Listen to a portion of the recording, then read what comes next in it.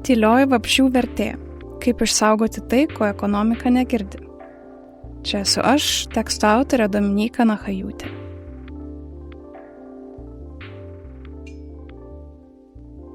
Šiltomis vasaros popietėmis darosi vis tyliau. Girdime vis mažiau vabzdžių dūzgimo. Palangės nebe taip nusėtos musėmis, mažiau blakių ir kitų vabalų kertančių šaligatvius. Po gatvės žibintais nebematyti tokių spūsčių apsigavusių peteliškių. Aplinkos pokyčiai vyksta taip palaipsniui, kad sumažėjusią gyvybę imame laikyti naują normą. Kiekviena karta turi savitą įsivaizdavimą, kokia gamtos gausa yra normali, nes nėra patyrusi, kokia ji buvo anksčiau.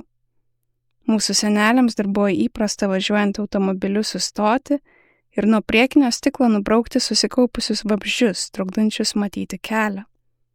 Entomologai, mokslininkai tyrinėjantys vabzdžius, tai pavadino priekinio stiklo fenomenu. Užaugusieji be šio reiškinio jo nepasiges. Šiandien vaikas, radęs gaudyklėje bent vieną drugelį, šypsosis taip pat plačiai kaip kitas, prieš porą dešimtmečių radęs 10. Pasauliui pamažu kintant, mes prisitaikome, negalėdami prisiminti, kiek gyvybės jame kadaise buvo. Nuo 1990 metų išnyko maždaug 1/4 visų Žemėje gyvenančių vabzdžių, o per pastaruosius 75 metus jų sumažėjo perpus. Tokia pati tendencija stebima ir įvairiose Europos šalyse. Tyrimai rodo, kad Europos vabzdžių skaičius per pastaruosius dešimtmečius sumažėjo iki 70%. Šiandien liudijame tai, ką mokslininkai vadina 6. masiniu rūšių išnykimu. Kitaip nei ankstesnius, šį išnykimą išskirtinai lėmė žmogaus veikla. Gyvename antropoceno laikais, geologinėje eroje, kai žmogaus veikla tapo dominuojančia planetos vystymosi jėga. Antropoceno bruožai, tokie kaip urbanizacija ir intensyvi žemdirbystė, yra vieni pagrindinių veiksnių pavertusių daugelį natūralių erdvių žmonėms skirtomis, o likusias užterštomis. Taip kyla pavojus vabzdžių ir visos bioįvairovės, augalų, gyvūnų, grybų, bakterijų išlikimui. Ši vabzdžių tyla skamba kaip preliudas pokalbių apie tai, kaip stengiamės gamtą suvaldyti ir kaip susidurime su įtampa tarp poreikio išsaugoti ekosistemas, būtinybės neperžengti planetos ekologinių lubų ir vyraujančios ekonominės logikos. Kaip ekonomika supranta gamtą? Kai pernai buvo priimtas ES gamtos atkūrimo reglamentas, jam iškart kilo pasipriešinimas. Net 80% Europos buveinių laikomos nualintomis. Buveinė – tai natūrali rūšių gyvenamoji erdvė, aprūpinanti jas būtinomis sąlygomis – maistu, vandeniu, prieglobsčiu. Pavyzdžiui, vienos pagrindinių vabzdžių buveinių yra pievos. 2019 m. duomenimis 78% Lietuvos pievų yra prastos būklės. Per pastaruosius 20 metų natūralių pievų ir ganyklų plotai Lietuvoje sumažėjo daugiau nei 1/4. Tad gamtos atkūrimo reglamentas yra svarbus žingsnis aplinkosaugos politikoje. Pirmą kartą užsibrėžta ne tik saugoti esamas buveinės ir ekosistemas, bet ir iki 2050 metų atkurti 90% tų buveinių, kurios jau prarastos ar smarkiai pažeistos. Nestebina, kad Lietuvos ūkininkai prieš šį reglamentą protestavo. Būtent žemės ūkis ir jo plėtra tiek Lietuvoje, tiek visoje Europoje yra pagrindinis bioįvairovės ir ekosistemų nykimo kaltininkas. Intensyvi žemdirbystė buveinės paverčia biologiškai skurdžiomis monokultūromis, nualina dirvožemį, o pesticidų ir trąšų nutekėjimas sukelia eutrofikacijos, vandens žydėjimo reiškinį. Taip sunaikinamos ir vabzdžiams būtinos buveinės. Tai, kad ūkininkai įsipareigoja atkurti daugiametės pievas, nėra naujiena. Dar nuo 2015 metų Lietuvos ūkininkai galėjo jas išlaikyti, siekdami gauti išmokas iš Žemės ūkio ministerijos. Visgi naujasis reglamentas valstybėms narėms numato papildomą pareigą. Ūkininkai turės aktyviau prisidėti prie buveinių atkūrimo. Tačiau bendras pasipiktinimo naratyvas kilo ne dėl šios pareigos. Jis kilo iš baimės, kad atkuriant pievas, užuot plėtus ūkininkavimo laukus, sumažės derlius, pajamos ir galų gale smuks visos šalies ekonomika. Tai, kad atsakomybė už žemės valdymą ir ekosistemų atkūrimą tenka pavieniams ūkininkams, tik sustiprino jausmą, jog nauji aplinkosauginiai reikalavimai yra našta, o ne būtinas pokytis. Ir vis dėlto, kol pievų toliau mažėja, ūkininkų pasipriešinimas gamtos atkūrimo įstatymui yra ne pavienis reiškinys, o gilios ekonominės logikos pasekmė. Neoklasikinė ekonomikos teorija, formavusi dabartinę kapitalistinę sistemą, gamtą dažniausiai traktuoja kaip išorinį veiksnį. Svarbu tik tada, kai ji teikia ekonominę naudą arba kai žmogaus veikla sukelia vadinamąjį išorinį poveikį, angliškai externality, pavyzdžiui, taršą. Šioje rinkos logikoje grįstoje ekonomikoje gamta yra kapitalas, kurį galima išnaudoti siekiant pelno. Natūralu, kad jos saugojimas dažnai priešinamas ekonominiam augimui. Negana to, dažnai neįvertinama, kad ekonomika veikia planetoje turinčioje ekologinės lubas ir baigtinius gamtinius išteklius. Nematoma lieka ir gamtos vidinė savarankiška vertė. Kapitalistinėje sistemoje tai, kas neturi kainos, dažnai neturi ir apsaugos. Populiari mintis bandanti suderinti gamtą su ekonomikos augimu yra vadinamasis atsiejimas, angliškai decoupling, idėja, kad ekonominis augimas gali būti atsietas nuo žalos aplinkai. Modelis paprastas. Augant ekonomikai, iš pradžių didėja ir žala aplinkai. Tačiau pasiekus tam tikrą gerovės lygį, valstybė sukaupia pakankamai išteklių spręsti aplinkosaugos klausimus ir ima investuoti į technologijas, kurios mažina žalą. Ekonomika toliau auga, o aplinkos būklė gerėja. Toks žalesis augimas, angliškai green growth, patrauklus, nes leidžia tikėti, kad technologijos ir atsinaujinanti energija išspręs klimato krizę be esminių pokyčių. Tačiau realybėje vartojimo ir ekonomikos augimo tempai gerokai lenkia pastangas mažinti žalą aplinkai. Pagrindinės tarptautinės strategijos – Pasaulio banko, EBPO gairės ar Europos žaliasis kursas yra grindžiamos būtent žaliuoju augimu. Pavyzdžiui, ES tikisi iki 2050 metų pasiekti klimatui neutralų, angliškai net zero emisijų lygį. Net zero nereiškia, kad nebeteršime. Teršime, bet taršą kompensuosime. Vis dėlto realybėje dirvožemis, pelkės, miškai jau yra prisotinti anglies ir jų gebėjimą sugerti papildomas emisijas pervertiname. O anglies surinkimo technologijos išlieka brangios, menkai pritaikytos, be to jų, kaip ir kitų žaliųjų technologijų gamyba, pareikalaus dar daugiau energijos, ne visada gaunamos iš atsinaujinančių šaltinių. Žaliasis augimas taip pat siūlo idėją, kad aplinkos saugojimas gali būti pelningas. Remiantis ją, žmonės ir toliau vartotų, tik tvariau, remdamiesi žiedinės ekonomikos ir individualios vartotojų atsakomybės idėjomis. Vėlgi, toks požiūris yra teoriškai patrauklus, bet realybėje jis nepasiteisina, ypač kalbant apie biologinę įvairovę. Įvairiose pasaulio šalyse, tiek ekonomiškai pažengusiose, tiek mažesnio išsivystymo, vabzdžių populiacija ir bioįvairovė toliau sparčiai nyksta. Jei ir matome atsiejimo ženklų, jie yra pernelyg lėti. Gamtos nykimas nesustoja, jis tiesiog auga šiek tiek lėčiau nei ekonomika. Vis dėlto net ir šiandieninėje ekonominėje logikoje ieškoma būdų, kaip gamtą išsaugoti.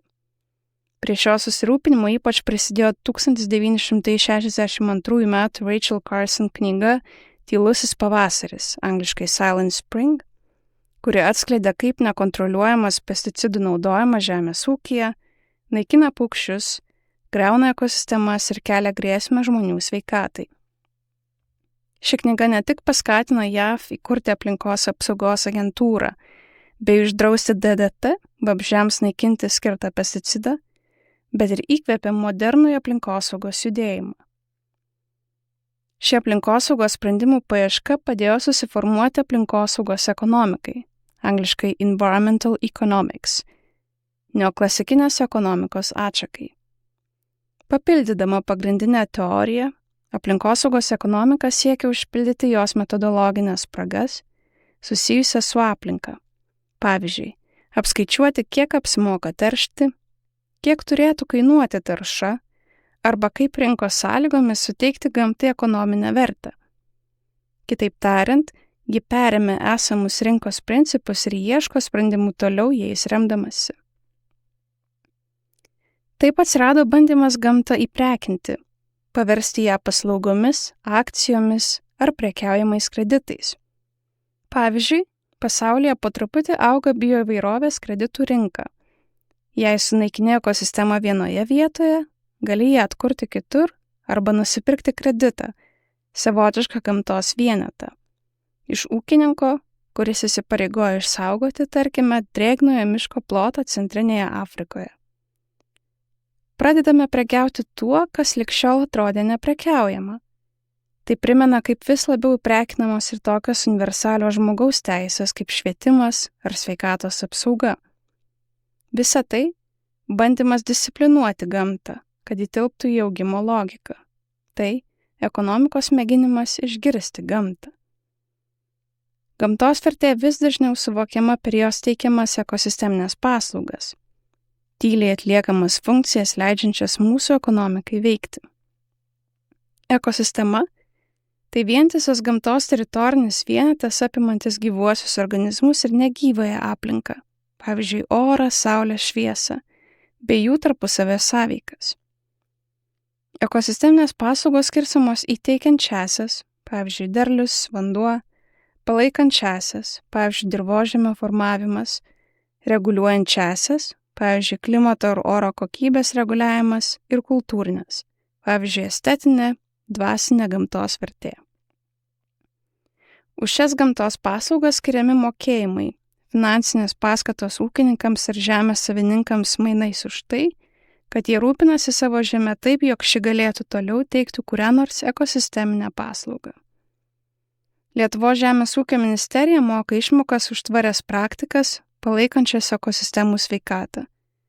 Pavyzdžiui, 330 € per metus už šlapynių tvarkymą, 19,86 € už beriminių technologijų taikymą. Vis dėlto ministerija numatė tik minimalias sankcijas ūkininkams nevykdantiems naujojo reglamento reikalavimo atkurti daugiametės pievas. Jei pažeidimai neviršys 10 hektarų, pirmais metais išmokos bus sumažintos tik 1%, antraisiais 2%. Tokios priemonės nesukuria pakankamų paskatų veikti teisingai. Ekosisteminių paslaugų suvokimas yra geras pratimas, skatinantis susimastyti, kokiamis gamtos paslaugomis naudojamės kasdien, to nesuprasdami. O vabzdžiai, nepastebimi ir beveik negirdimi, čia atlieka ypatingą vaidmenį. Vabzdžiai ir bioįvairovė – neįtikėtinas ekonomikos variklis, nuo kurio priklauso daugiau nei galvojame. Vabzdžiai teikia gyvybiškai svarbią apdulkinimo paslaugą, be kurios neaugtų didelė dalis mūsų maisto.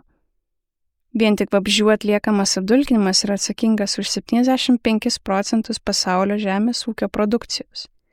Šios paslaugos ekonominė vertė siekia 500 milijardų JAV per metus.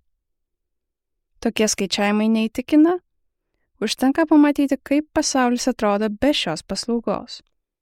Pavyzdžiui, JAV ūkininkai vis dažniau laukuose stato nuomotus bičių avilius, nes natūralaus apdulkinimo nepakanka. Kalifornijos migdolų fermos už vieną avilį moka po $200. Kinijoje kai kuriuose vietovėse vabzdžių trūksta tiek, kad obelys apdulkinamos rankomis. Už šį darbą žmonėms mokama $19 per dieną. Tokia yra kaina, kai sistemos, kuriomis naudojamės nemokamai, ima byrėti. Tyrimai rodo, kad ekosisteminės paslaugos būtinos beveik visiems ekonomikos sektoriams. Ypač žemės ūkiui, miškininkystei, žvejybai, maisto pramoniai. Jų ateitis tiesiogiai priklauso nuo gamtos būklės ir jos gebėjimo teikti svarbiausius išteklius – medieną, vandenį, žuvį, vaisius. Net ir tie sektoriai, kurie iš pirmo žvilgsnio atrodo atsieti nuo gamtos, taip pat yra nuo jos priklausomi. Pavyzdžiui, nekilnojamo turto sektorius naudojasi erozijos ir dirvožemio palaikymo paslaugomis, o technologijų sektoriui reikalingos naudingosios iškasenos, tokios kaip litis, kobaltas ir nikelis, naudojami baterijose ir kiekvieno mūsų išmaniuosiuose įrenginiuose. Ekosistemų atkūrimas gali būti svarbus ir saugumo požiūriu. Pavyzdžiui, pelkės gali veikti kaip natūralios kliūtis karinės atakos metu. Pelkės gale deja neseniai teko įsitikinti. Vabzdžiai atlieka kur kas daugiau nei tik apdulkina augalus. Mėsėdės musės ir vabalai skaido atliekas bei negyvą florą ir fauną, grąžindami maistinės medžiagas į dirvožemį ir palaikydami ekosistemų sveikatą. Skruzdėlės ir vabalai purena žemę, perneša sėklas ir padeda augalams plisti. Boružės naikina kenkėjus, šilkaverpiai gamina šilką, bitės medų.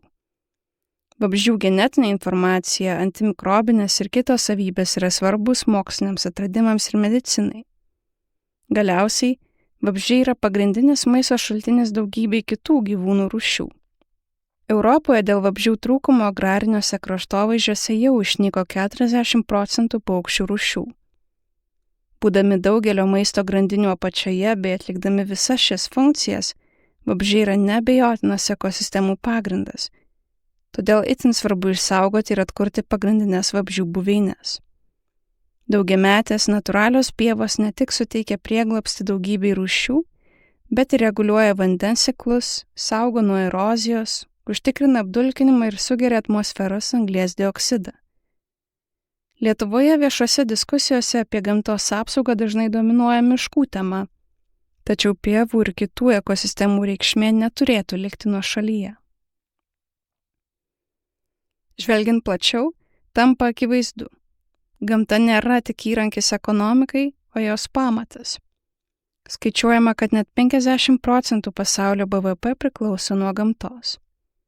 Europos komisijos duomenimis, 1 euras investuotas į ekosistemų atkūrimą duoda nuo 4 iki 38 eurų grąžos. Tai naudinga žemės ūkiui, maisto saugumui, žmonių sveikatai, klimatui ir visai ekonomikai. Tad gamtos apsauga neprieštarauja ekonominiai geroviai, ji ją užtikrina. Absoliuti dauguma ekonomikos sektorių, įmonių ir finansų dalyvių vienaip ar kitaip priklauso nuo gamtos. Kai kurie aplinkosaugininkai teigia, kad gamtos svarba dar didesnė. Jei neteksime vabzdžių, o be jų apdulkinimo neliks maisto, ar išvis galėsime kalbėti apie funkcionuojančią ekonomiką, kai būsime alkani? Viskas priklauso nuo to, kaip plačiai suprantame priklausomybę nuo gamtos. Gali būti, kad ne tik 50%, bet ir visas pasaulio BVP priklauso būtent nuo jos.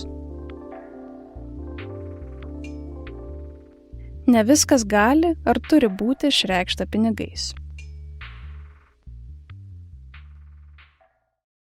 Vienas esminių gamtos ekonominio vertinimo trūkumų – tai, kad gamtos apskaita neįtraukia ekosistemų lūžių taškų, angliškai tipping points, momentų, kai ekosistemos palūžta negrįžtamai. O kaip įkainoti rūšis, kurių dar nesame atradę, arba jų genetinė informacija, kurios potencialo dar neįsivaizduojame? Šiuo metu žinome 12 000 skruzdėlių rūšių, beveik 20 000 bičių ir 400 000 vabalų. Nors pasaulyje užregistruota apie 1 milijoną vabzdžių rūšių, mokslininkai mano, kad jų gali būti net apie 5 milijonus. Vadinasi, maždaug 80% rūšių dar net neidentifikuotos. Panašiai ir vandenynų esame ištyrę tik apie 5%. Tai reiškia, kad daug rūšių kartu su jų genetinė informacija ir teikiamomis paslaugomis gali išnykti nė nesulaukusios mūsų dėmesio. Jas prarasime ne tik be galimybės apsaugoti, bet net nesuprasdami, ką praradome. Ši nežinomybė atskleidžia kitą grėsmę. Ne tik rūšių skaičiaus mažėjimą, bet ir jų funkcijos praradimą. Mokslininkai vis dažniau kalba apie funkcinį nykimą, kai rūšis dar egzistuoja, bet jos populiacija jau per maža, kad atliktų savo ekologinį vaidmenį. Pavyzdžiui, jeigu žymiai sumažėja paukščių, jų barstamos sėklos nebepasklinda ir miškai nebeatsinaujina. Kuo mažiau lieka tarp rūšinių ryšių, tuo silpnesnė darosi visa ekosistema. Kai kurios rūšys laikomos kritinėmis, jų išnykimas gali sugriauti visą ekosistemą. Šis iššūkis dar akivaizdesnis, kai į gamtą pažvelgiame laiko perspektyvoje. Ekonomika planuoja ketvirčiais, metais, finansiniais ciklais, o gamtos virsmai lėti, dešimtmečių ar net šimtmečių trukmės. Žala aplinkai dažnai pasireiškia pavėluotai. Štai globali vabzdžių nykimo krizė buvo pastebėta tik tada, kai pasaulis tapo pastebimai tylesnis. Dėl šio neatitikimo gamtos nykimo poveikio ekonomikai ir finansams negalime nei tiksliai modeliuoti, nei laiku jį reaguoti. Tai panašiau į bandymą aplinkosaugos problemas spręsti žiūrint į ateinančių metų biudžetą, o ne į ateities kartų gerovę.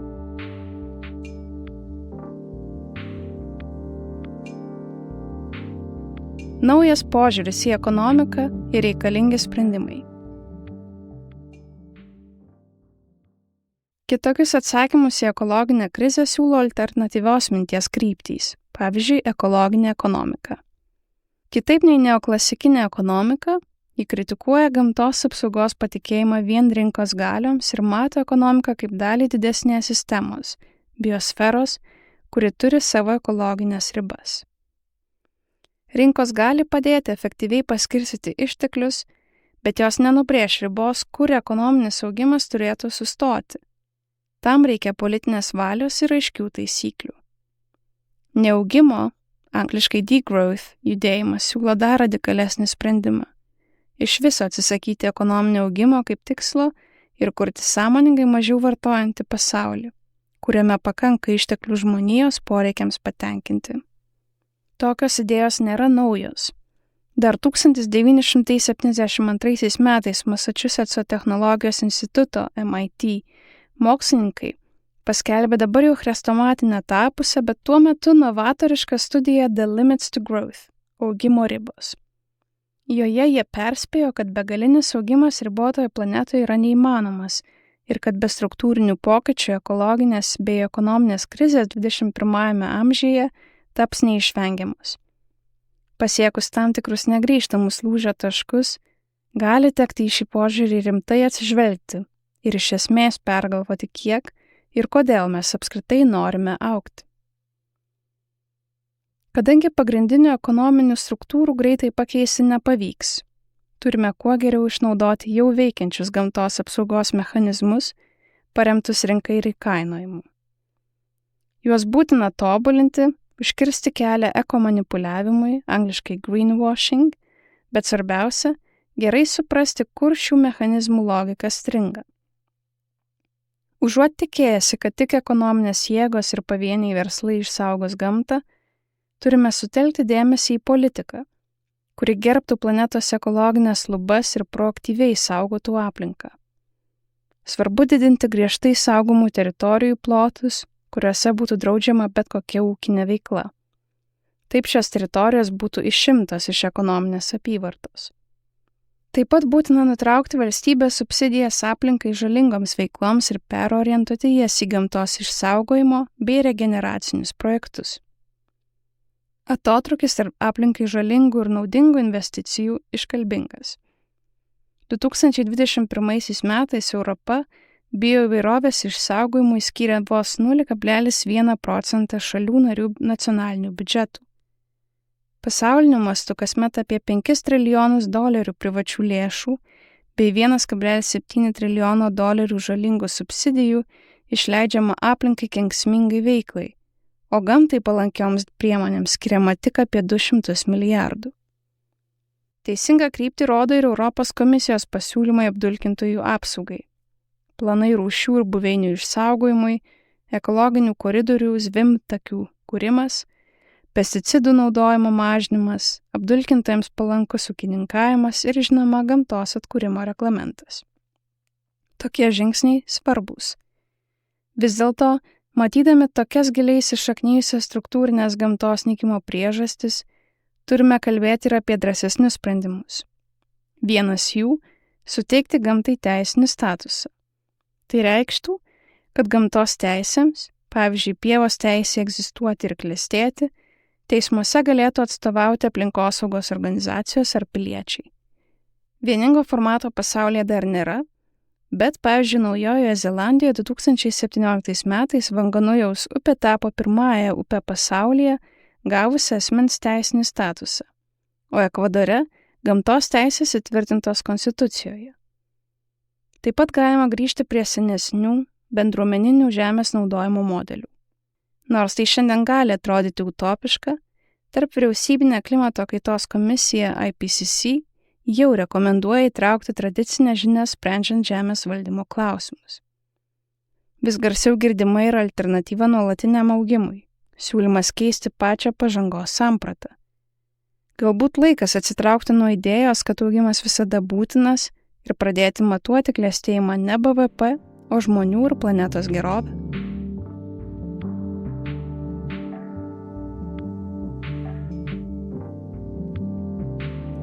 Miestai – sprendimas mūsų santykiui su gamta atkurti. Vilniuje matome nenušienautus neriešlaitus ir pakeles, žydinčias pievas, natūralistinius želdynus bei išsaugotus miškus ir parkus miesto teritorijoje. Žaliosios erdvės užima apie 57% sostinės teritorijos. Pagal šį rodiklį Vilnius patenka tarp Europos lyderių, nusileisdamas tik Oslui, Helsinkiui, Zagrebui ir Liublianai.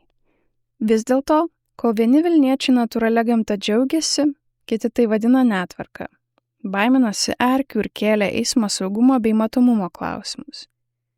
Reaguodama dabartinė Vilniaus savivaldybė sumažino nešienaujamų pievų plotus, palikdama jas tik intensyvaus eismo gatvių ir Neries krantinių šlaituose bei neužstatytuose sklypuose. Natūralios gamtos mažėjo skveruose, parkuose, miesto gatvėse. Tiesa, pats pievų šienavimas kainuoja. Vilniaus savivaldybei tai gali atsieiti apie 4 milijonus eurų per sezoną. Dažnai manoma, kad netvarkingų žalių erdvių priežiūra yra tikslinga ar net ekonomiškai būtina. Taip miestai kuria efektyvumo, sterilumo, ekonomikos šaltinio įspūdį, o gamtą matome labiau kaip estetinį, o ne ekologinį reiškinį. Visgi gamta miesto gyventojams teikia svarbias paslaugas. Medžiai ir kita augalija gali sumažinti miesto mikroklimatą net 1 laipsnių, suteikia pavėsį ir vietą atsipūsti, apsaugo nuo perkaitimo ir automobilius. Vabzdžiai, ypač laukinės bitės ir kamanės, apdulkintami augalus prisideda prie žydinčio miesto estetikos ir palaiko likusią miesto bioįvairovę. Miestuose turbūt labiausiai jaučiame, kaip kasdienė ekonominė veikla nutolusi nuo natūralaus pasaulio. Čia mažai likę nepaliestos gamtos. Miestų žaliosios erdvės nebe pirmapradė, bet vadinamoji antrinė gamta. Ji nei visiškai laukinė, nei dirbtinė. Tai, ką šiandien laikome gamta, suformavo kraštovaizdžio planavimas, infrastruktūros sprendimai, ekonominiai plėtros motyvai. Visi ekologinės sistemos elementai, įskaitant žmones, yra vieningo istorinio ir besitęsiančio proceso dalis. Tam tikri kraštovaizdžiai nuo seno buvo laikomi savaime tinkamais plėtrai. Upės tarsi kviečia statyti užtvankas, slėniai tiesti kelius. Tačiau ši neišvengiamos plėtros idėja dažnai kyla ne iš pačios gamtos savybių, o iš žmonių interpretacijos ir ekonominių ambicijų. Prasidėjusi plėtra dažniausiai skatina dar didesnę plėtrą, taip ji ne tik keičia kraštovaizdį, bet ir formuoja mūsų suvokimą apie tai, kas jam priklauso. Atrodo, tarsi plėtrą nulėmė pati geografija, nors iš tikrųjų tai buvo sąmoningi sprendimai. Todėl svarbu kritiškai permąstyti mūsų santykį su gamta, juk būtent jis dažnai pateisina mūsų intervencijas. Vilniuje tai gerai iliustruoja besikartojančios medžių kirtimo istorijos. Pavyzdžiui, Jono Basanavičiaus gatvės skvere prie Lietuvos geležinkelių pastato visuomenės pasipiktinimą sukėlė planai iškirsti 9 medžius, tarp jų klevą, kaštonus ir kaukazinę slyvą, nes jie esą trukdė rekonstrukcijos darbams, o jų šaknys kenkė pastato pamatams. Nors savivaldybė leidimo neišdavė, teismas pripažino įmonės veiksmus teisėtais. Pagal galiojantį reglamentavimą ant pastatų pamatų ar stogų augantys medžiai laikomi nesaugotinais. Kadangi medžiai trukdo, o jų išsaugojimas paliekamas privačių įmonių sąmoningumui, miestas prarado dešimtmečius čia brendusius medžius. Mieste taip pat matome gamtos įkainojimą. Pavyzdžiui, 2022 metais Naujamiestyje Taraso Ševčenkos gatvėje vykusiose statybos įmonė neteisėtai iškirto valstybinėme plote augusius brandžius medžius. Ir nors savivaldybė žadėjo skirti net apie 117 000 eurų baudą, įmonė tesumokėjo 30 eurų baudą ir padengė 2004 eurų žalą aplinkai. Kol baudos išliks simbolinės, medžius kirsti bus ekonomiškai naudingiau nei išsaugoti. Paradoksalu, bet būtent miestuose, natūralumo priešingybėse, kur gamtos likę mažiausiai, glūdi potencialas keisti mūsų santykį su aplinka.